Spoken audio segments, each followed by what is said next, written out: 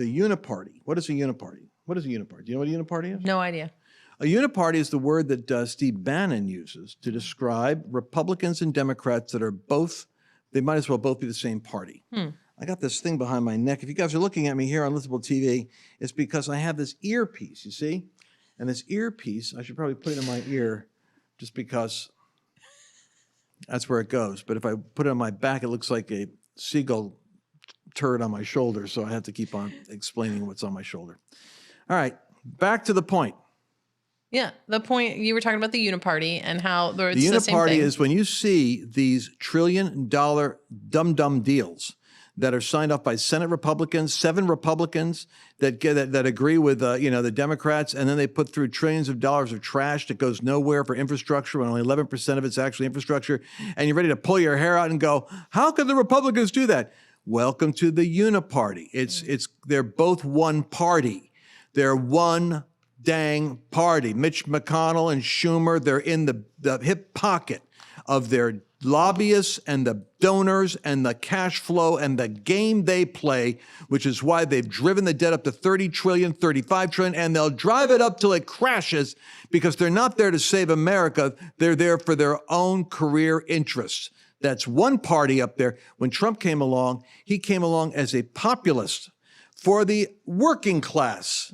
And he ran as a Republican. Remember, no Republicans even came to his convention. No one wanted to acknowledge it. They didn't want to come to his inauguration because he represented something anathema to them. He wasn't the uniparty. He wasn't one of the boys in the club. He was an outsider. And for that, he was punished. The intelligence agencies, the Department of Justice, the media did a lynch job on him. And the average American and many Christians aligned against someone who actually went in there as a lover of America, a lover of the working class, who gave America for a brief window of time its greatest national security, its international stature, and its greatest economic autonomy. He was trying to present a world order where independent nations could resist the beast. And Christians just miss it. They don't understand the geopolitical implications of Trump's foreign policy. He went to Poland. He said, we must never allow communism, socialism, and uniparty elites to control our faith or our families or our financial independence. You and your family, God puts boundaries around things. It strikes me as interesting that Eden actually was a walled-in paradise. How do we know that?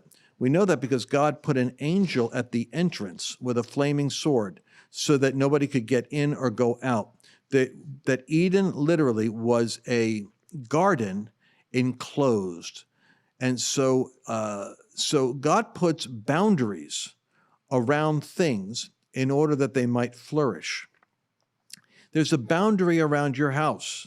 You should never allow the government to take control of your family, of what your beliefs are, what your faith is, and what your freedom is. When you see like the Communist Party requiring you to kill your second or third child, they had the one-child policy in China.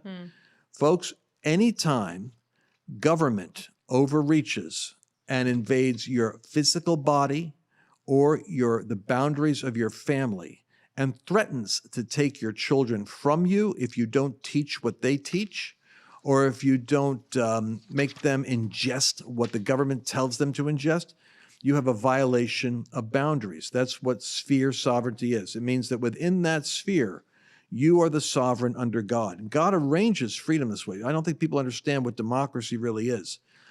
When you see governments such as Australia, New Zealand, and Canada putting concentration camps up, arresting people, taking them out of pulpits, what you're seeing is witchcraft. Witchcraft, by its nature, is illegitimate spiritual authority.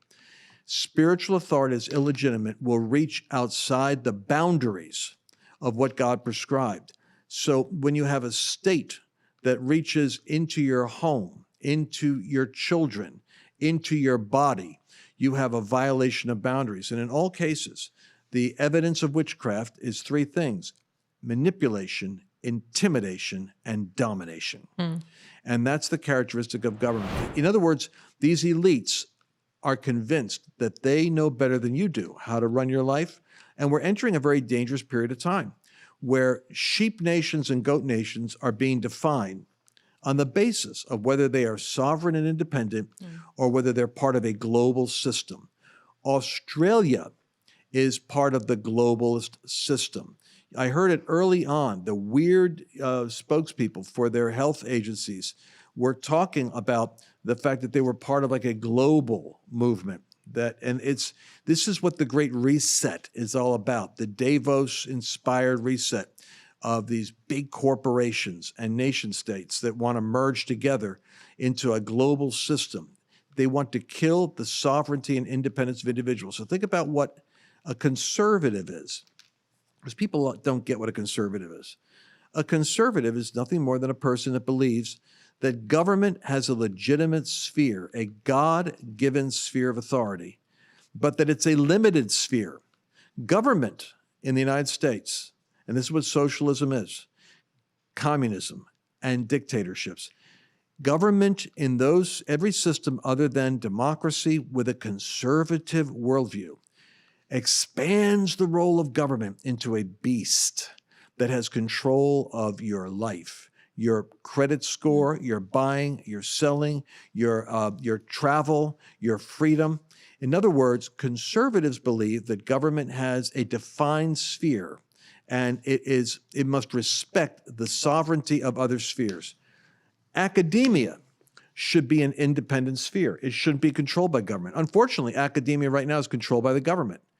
It should never be controlled by the government. Academia should be independent, because you know what you get? It's human nature. You get teachers who will teach like the uniparty. They will teach what is politically accepted so that they can make money and have power. The campuses in America used to have a ratio of 50% liberal to 50% conservative in the faculty. Mercedes, the ratio now is 90 to 10. For every 90 professors that are on a campus that are leftist, socialist, Marxist, progressive, and woke, there are 10 conservatives. And among them, you won't find hardly any acknowledging they're an evangelical. Wow. So what you have is it's called a monolithic. It's the uniparty. It's a monolith, means it's just one vast tapestry. It looks the same. The campuses, once they became government-controlled, are now an extension of government thinking. And once the party in power has the academic system under its control and the media under its control, it basically has the future, because your children will be raised with those teachings in that universe of false information. You basically have the elements of a communist takeover. Hey, I hope you've enjoyed what you've heard so far. This is just a segment out of our entire podcast, but I'd love to give you access to the entire broadcast, and it's going to be at lancewallnau.com/podcast. Go there and you can sign up and get the entire unedited